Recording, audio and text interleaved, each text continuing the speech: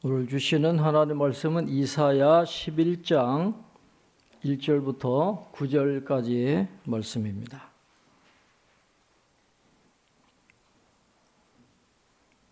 (980면쯤에) 있습니다. 이사야 11장 1절부터 9절까지의 말씀을 한 절씩 교독하겠습니다.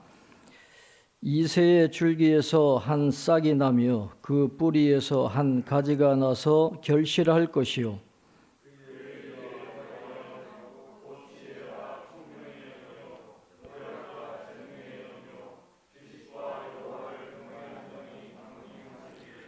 그가 여호와를 경외함으로 즐거움을 삼을 것이며 그의 눈에 보이는 대로 심판하지 아니하며 그의 귀에 들리는 대로 판단하지 아니하며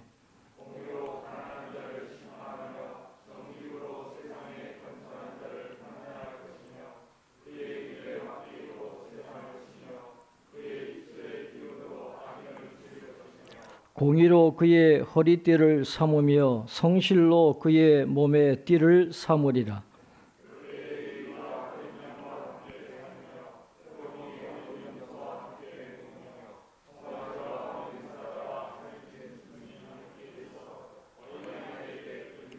암소와 곰이 함께 먹으며 그것들의 새끼가 함께 엎드리며 사자가 소처럼 풀을 먹을 것이며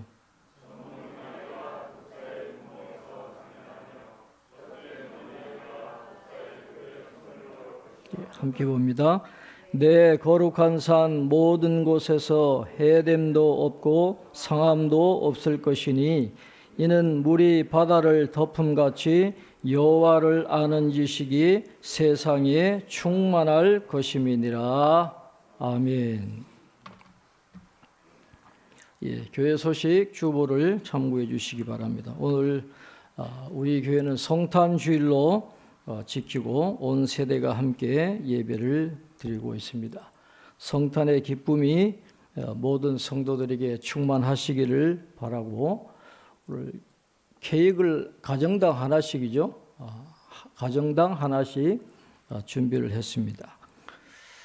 2024년 서리 집사와 재직이 임명되어서 게시되어 있습니다. 내년 한 해 수고해 주시기를 바랍니다.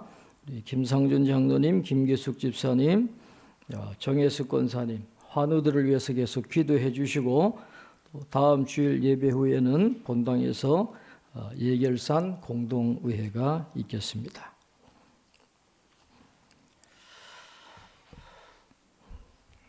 이사야 선지자가 활동하던 시대는 그 당시에 팔레스타인 지역에서 이 아수르라고 하는 나라가 아주 맹위를 떨쳤던 그런 시기였습니다.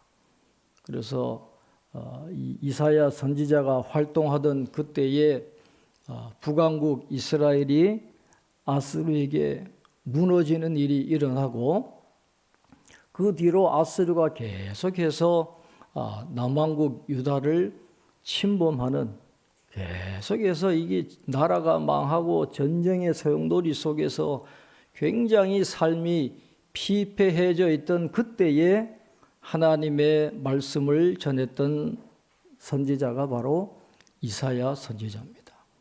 여러분, 전쟁이라고 하는 게 얼마나 힘듭니까? 우리가 러시아, 우크라이나 전쟁이 일어나는 걸 지금 실시간으로 중계되니까 폭탄이 그냥 떨어지고 사람들이 죽고 그걸 우리가 다 보잖아요. 하마스와 이스라엘 전쟁 실시간으로 유튜브로 다 나오니까 애기들이 죽고 잔인하게 죽이는 수많은 사람들이 고생하는 그런 장면을 우리가 보잖아요. 이사야 선지자가 활동하던 때가 바로 그때예요. 역사상 아수르처럼 잔인한 군대가 없었다 그래요. 아수르는 이 군인들이 체력적으로 체격이 굉장히 좋았다 그래요. 그래서 체격도 좋고 굉장히 잔인하게 사람을 죽였던 군대가 아수르 군대입니다. 그러니까 그 아수르 군대에게 나라가 망하고 유다도 계속해서 침범을 당하니까 얼마나 힘든 때입니까? 근데 하나님이 그들의 죄를 심판하기 위해서 아수르를 도구로 삼으셔서 그들을 치신다라고 말씀을 하는 거죠. 하나님의 심판인 거죠. 그러나 하나님은 심판하실 때 그들을 완전히 없애려고 한 게 아니라 다시 돌이키려고 구원하려고 하는 그런 마음으로 그들을 치신 거예요. 그래서 항상 남은 자가 있거든요. 남은 자를 통해서 하나님의 뜻이 계속해서 이루어지게 되는 것을 보는데, 심판의 메시지 속에서도 하나님은 이사야를 통해서 소망의 메시지를 주십니다. 상황이 암울하고 희망이 보이지 않는 그런 시대에도 소망이 있다는 거예요. 북왕국 이스라엘과 남왕국 유다가 아수르 때문에 그렇게 고통당하는 그때에도 하나님이 이사야를 통해서 소망의 메시지를 선포하시는 겁니다. 이 성탄은 소망의 절기입니다. 소망을 가지는 절기인데, 오늘 이 성탄의 소망이 우리 성도들 한 분 한 분의 삶 속에 임하게 되기를 바랍니다. 오늘 1절에 보시면 이새의 줄기에서 한 싹이 나며 그 뿌리에서 한 가지가 나서 결실할 것이요, 그렇게 말했습니다. 북왕국 이스라엘이 망하고 남왕국이 아수르의 침범을 계속해서 받는 그런 상태에서 나무가 다 쓸려가 버리고 겨우 그루터기만 남은 그런 상태예요. 희망이 보이지 않는, 남왕국도 이제 곧 멸망을 기다리고 있는 바로 그때에 그 그루터기 같은 그 이스라엘에 한 싹이 나고 줄기가 나서 결실할 것이다, 그렇게 말씀을 하고 있습니다. 메시아가 오신다라는 거예요. 그 메시아는 이새의 줄기로부터 나온다라고 말합니다. 다윗의 아버지로부터. 그래서 메시아는 다윗의 후손으로 오는 겁니다. 다윗의 족보로 오는 겁니다. 그래서 예수님이 요셉과 마리아의 가정에 아기로 이 땅에 오신 겁니다. 다윗의 자손 예수여, 이게 메시아의 명칭이에요. 다윗의 자손 예수여. 예수님은 이새의 아들 다윗의 계보로 메시아로 이 땅에 오신다라는 것입니다. 다 나무가 타버리고 구루터기가 남아가지고 이제 끝났다, 희망이 없다, 그런 때에도 하나님은 이미 그 안에서 역사하셔가지고 새로운 희망을 준비하고 계셨다라는 겁니다. 한 싹을 예비해 두셨다라는 거예요. 한 싹이 나오고 한 가지가 나와서 열매를 맺는 그런 역사가 일어나도록 하나님이 준비하고 계셨다라는 거예요. 망했다라고 생각하는 그때, 우리 집사님 기도해 주셨지만 갈수록 코로나 끝나고 좋아질 줄 알았는데 좋아지는 게 아니라 더 삶이 힘들어지고 경제도 어렵고 젊은이들도 갈 길이 보이지 않고 결혼할 생각도 안 하고 결혼해도 애 놓을 생각도 안 하고 도대체 나라가 전부 다 너도 나도 의사만 되려고 지금 다른 데는 가지를 않아요. 다 그런 길로만 가는 이 시대에 다 희망이 없다 그런 시대에 그래도 하나님은 소망이 있다는 거예요. 소망을 말씀을 하시는 것입니다. 메시아가 오신다라는 거예요. 그런데 그 메시아 위에는 하나님의 영이 임하실 것이다 라고 말씀합니다. 우리 2절 말씀 우리 같이 한번 읽겠습니다. 2절입니다. 그의 위에 여호와의 영 곧 지혜와 총명의 영이요 모략과 재능의 영이요 지식과 여호와를 경외하는 영이 강림하시리니. 예수님이 인간의 몸을 입고 메시아로 오셨지만 단순한 인간이 아니다라는 것이죠. 하나님의 영이 강림하시리니. 그냥 일반적인 영이 아닙니다. 하나님의 영, 성령이 그 위에 함께 하시는 분이다라고 말씀을 합니다. 하나님이 영으로 함께 하시면 어떤 일들이 일어납니까? 하나님의 영은 지혜의 영이라 그랬어. 위즈덤이에요, 위즈덤. 솔로몬에게 주셨던 그 지혜, 그 지혜의 근본이 예수님이잖아요. 성령을 통해서 예수님은 지혜가 많으신 분이에요. 총명의 영입니다. 언더스탠딩이라 그래요.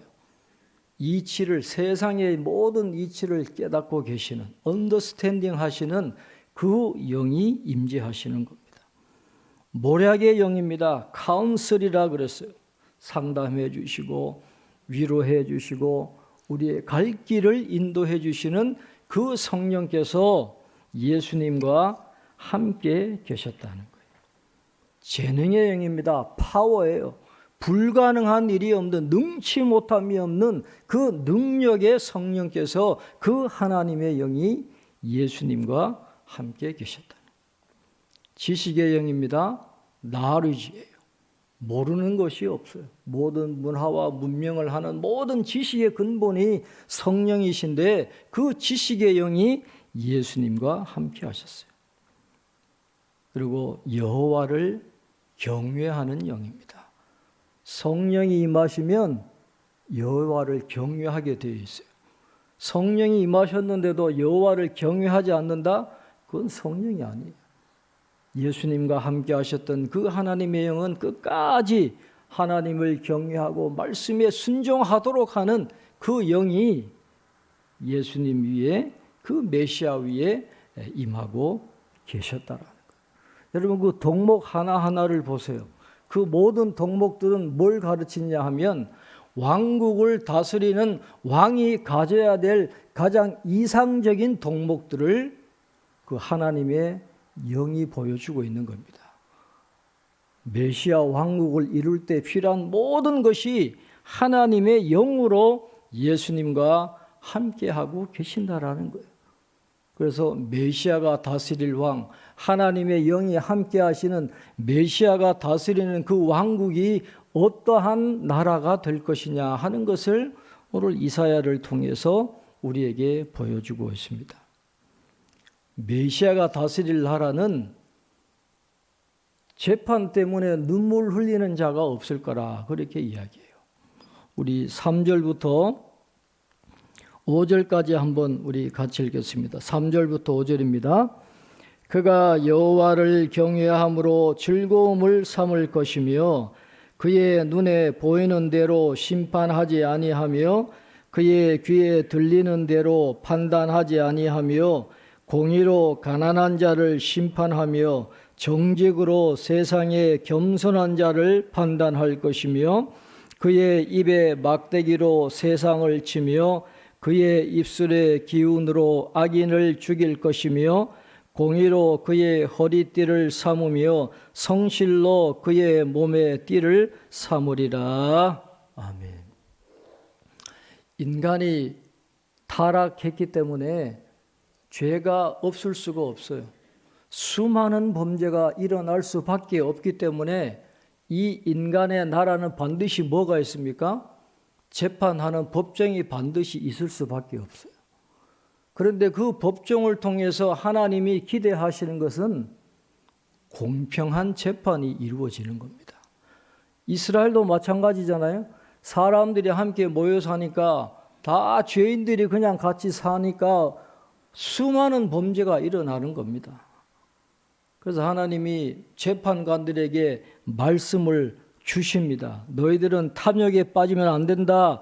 치우친 태도를 가지면 안 된다. 정의를 시행하려고 거짓 증언을 용납해서는 안 된다. 뇌물을 받아서는 안 된다. 정의롭게 공평하게 차별하지 말고 억울한 사람 없도록 재판해야 된다. 이게 하나님의 뜻인데, 그런데 여러분, 세상에 그 법정이 이렇게 하나님 말씀대로 공평하게 재판하는 그런 법원이 과연 있을까요? 여러분, 법원에 들어가 보면 여신상이 있잖아요. 유스티티아라는 정의의 여신상, 눈을 가리고 있어요. 오늘 하나님 말씀대로 눈을 가리고 공평하게 재판하라는 건데, 어느 나라 재판 법원이 그렇게 눈을 가리고 공평하게 재판하는 나라가 과연 어디 있을까 싶어요. 재판만 공정하게 이루어져도 사람들이 살만한 세상일 텐데, 우리가 늘 자주 듣는 이야기 있잖아요. 지연된 정의는 정의가 아니다. 그런 일들이 일어나고 있어요. 우리나라도 일어나고 있고. 이스라엘 백성들은 그럼 재판관들의 재판을 잘 했느냐? 아모스 선지자가 이렇게 질타를 합니다. 당시에 법정에서 일어나고 있던 일을 질타를 해요. 너희의 허물이 많고 죄악이 무거움을 내가 아노라. 너희는 의인을 학대하며 뇌물을 받고 성문에서 가난한 자를 억울하게 하는 자로다. 이스라엘이 그 모양이니 뭐 다른 나라는 말할 필요도 없어요. 이렇게 공의로운 재판이 어떻게 일어날 수 있느냐? 메시아가 오시면 가능하다라는 거예요. 오늘 3절에 뭐라 그럽니까? 그가 여호와를 경외함으로 즐거움을 삼을 것이며 그랬어요. 다른 말로 설명을 하면 늘 하나님의 시선을 의식하며 살아가시는 분이다, 그런 뜻이에요. 예수님은 사람의 시선으로 인간적인 그런 가치관을 갖고 살아가는 분이 아니라 하나님의 시선을 늘 의식하면서 하나님의 말씀대로 살아가는 분이기 때문에 공정하게 재판하신다. 억울한 사람 나오지 않게, 가난하고 연약한 사람이 돈 없고 빽이 없어서 눈물 흘리지 않는 그런 세상, 재판이 공정하게 이루어지는 그런 나라, 메시아가 오시면 그 일들이 일어나게 된다라고 말씀을 하고 있습니다. 그 다음에 또 메시아가 다스리는 왕국이 어떤 모습입니까? 우리 6절부터 9절까지 너무도 잘 아는 말씀 우리 한번 같이 읽겠습니다.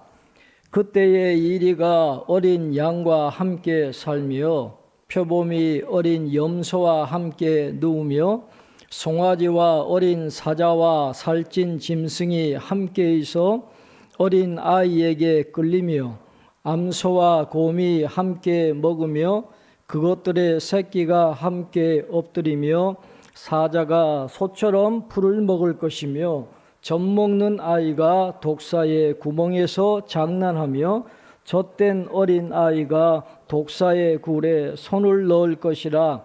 내 거룩한 산 모든 곳에서 해됨도 없고 상함도 없을 것이니 이는 물이 바다를 덮음같이 여호와를 아는 지식이 세상에 충만할 것입니다. 아멘.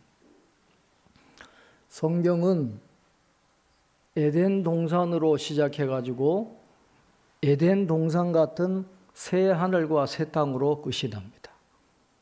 메시아가 다스리는 왕국은 어떤 곳이냐?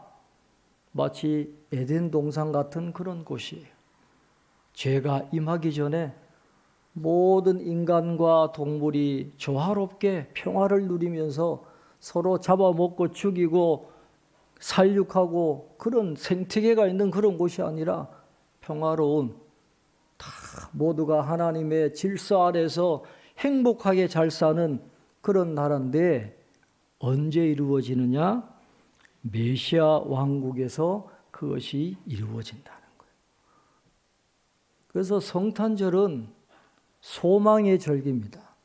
다시 이 땅에 오셨던 예수님을 기념하고 감사하는 절기이기도 하지만 다시 오실 예수님을 바라보는 절기가 성탄절이에요.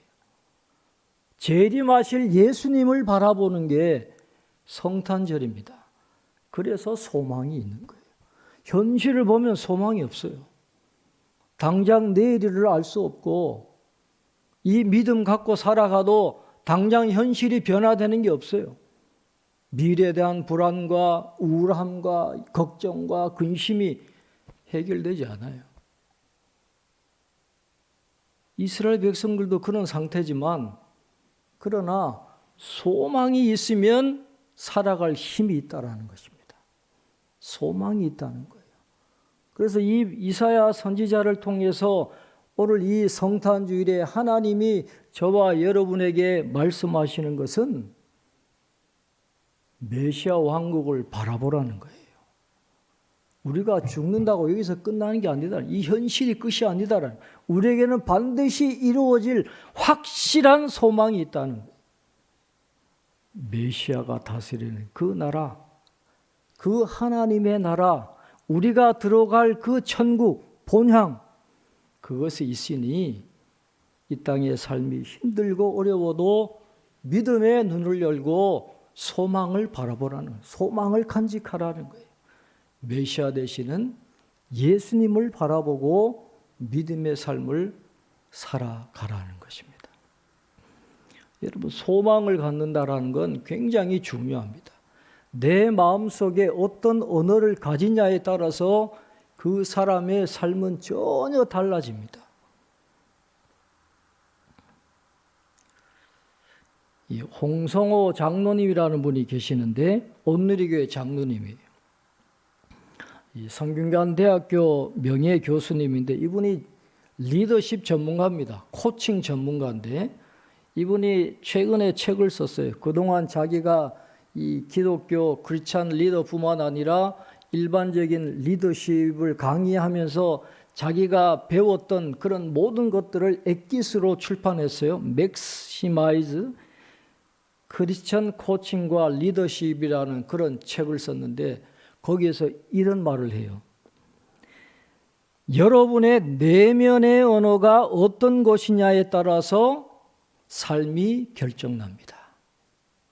내면의 언어가 무엇냐에 따라서 나의 삶이 결정이 난다는 거예요. 독일의 철학자 마틴 하이데거가 유명한 말을 했잖아요. 언어는 존재의 집이다라고 했어요. 언어는 존재의 집이다. 우리의 내면에 있는 언어가 우리의 감정과 육체를 다스립니다. 그래서 삶의 변화를 나타나게 하는 거예요. 그래서 내면의 언어를 어떤 것을 갖고 있느냐에 따라서 나타나는 결과는 전혀 달라지게 된다는 겁니다. 예를 들면 한 분을 소개를 합니다. 직장 생활을 잘했어요. 맡겨진 일들을 잘 해가지고 인정을 받았습니다. 그래서 남들보다 먼저 승진해가지고 임원이 됐어요. 근데 임원이 되고 보니까 평사원일 때는 상상하지 못했던 견제가 들어오고 막 시기 질투가 들어오고 너무너무 인간관계도 어렵고 너무너무 스트레스가 많은 거예요. 임원회의 들어가는 것도 지옥 같고 마치 전쟁터에 들어가는 그런 느낌을 가져가지고 이 회사를 그만둬야 되나 말아야 되나 하는 그런 갈등을 하고 있었는데 어느 날 자신의 내면의 언어가 뭔가를 곰곰이 생각을 해봤답니다. 그러니까 자신의 내면의 언어는 전쟁이었다는 거예요. 전쟁. 자기를 전사라고 생각하고 있더라는 겁니다. 그래서 전쟁을 해야 되니까 남을 죽이고 내가 이겨야 되니까 임원회의 들어가면 자기는 전쟁을 치르는 거예요. 그러니까 분노의 감정 뭐 이런 것들이 막 표출돼 가지고 그러니 뭐가 됐겠어요? 이대로는 안 되겠구나.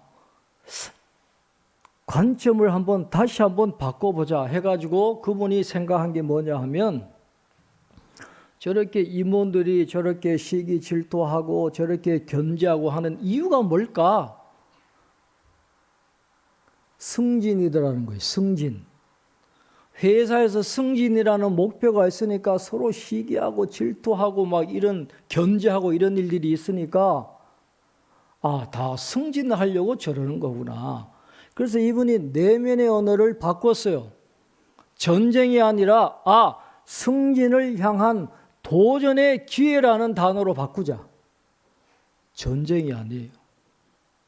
마치 높이뛰기 그 우상혁 선수같이 어떤 목표를 달성하기 위해서 열심히 훈련하는 그런 것처럼 높이뛰기 선수와 같은 그런 도전이라고 하는 단어로 바꾸자. 이 내면의 언어를 전쟁에서 도전으로 바꿨어요. 그러니까 임원회의를 보는 눈이 달라진 거예요. 그렇게 들어가기 싫었던 지옥과도 같았던 그 회의에 적어도 10분 전에 가가지고 다 준비하고 들어오는 사람마다 안녕하십니까? 반갑습니다. 인사 다 하고 남들이 힘들어서 안 맡으려고 그러는 거 자기가 다 맡아가지고 열심히 했다는 겁니다. 도전의 자세를 가지고 열심히 감당했다는 거예요. 전쟁이라는 내면의 단어를 가졌을 때 하고 도전의 기회라는 내면의 단어를 가졌을 때 하고 여러분 그 결과가 어땠을 것 같아요? 인간관계도 좋아지고 성과도 너무너무 좋으니까 계속해서 잘 되게 되더라는 거예요. 내면의 언어를 뭘 가지느냐에 따라서 그렇게 삶이 변화가 되게 되더라 하는 것을 이야기를 하고 있습니다. 하나님은 우리를 위해서 계획을 갖고 계세요.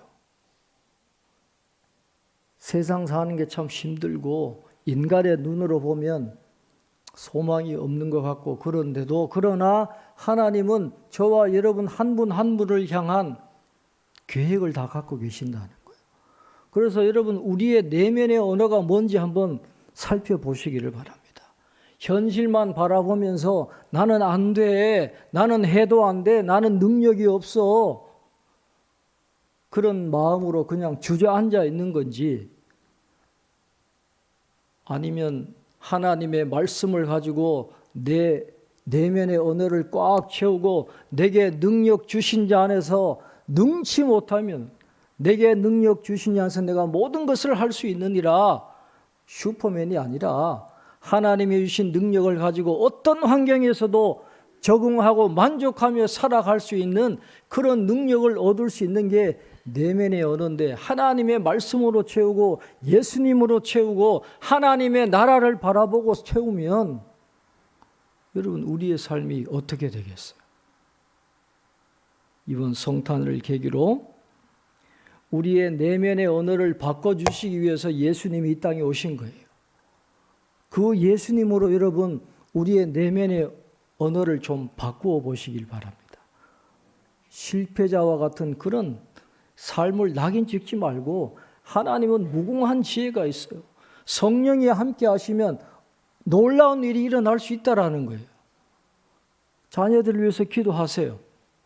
성령이 우리 자녀들에게 함께 하시면 얼마든지 일이 일어날 수 있고 여러분의 가정에도 일이 일어날 수 있어요. 당대가 아니라도 3대, 4대 가면 잘 되는 기적이 일어난다니까요. 그러니까 소망을 가지고 이 성탄절에 다시 한번 일어나서 우리를 향하신 그 계획, 예기치 못한 하나님의 선물 받아 누리는 모든 성도들 되시기를 주님의 이름으로 축원합니다. 기도하겠습니다. 하나님 아버지, 소망이 없던 이스라엘 땅에 메시아로 오셨습니다. 우리의 내면의 언어를 바꾸어 주시고 하나님의 나라를 바라보게 하시고 믿음의 길 걸어갈 수 있도록 은혜 주신 것 감사합니다. 이 소망의 절기에 하나님의 나라를 바라보게 하시고 예수님의 말씀을 우리의 내면에 잘 채워서 승리하는 저희들 삶이 되게 하시고 삶이 바뀌어지고 변화되고 하나님의 영광을 드러내는 삶을 살아가는 저희들 다 될 수 있도록 축복해 주시옵소서. 감사하옵고 예수님의 이름으로 기도하옵나이다. 아멘.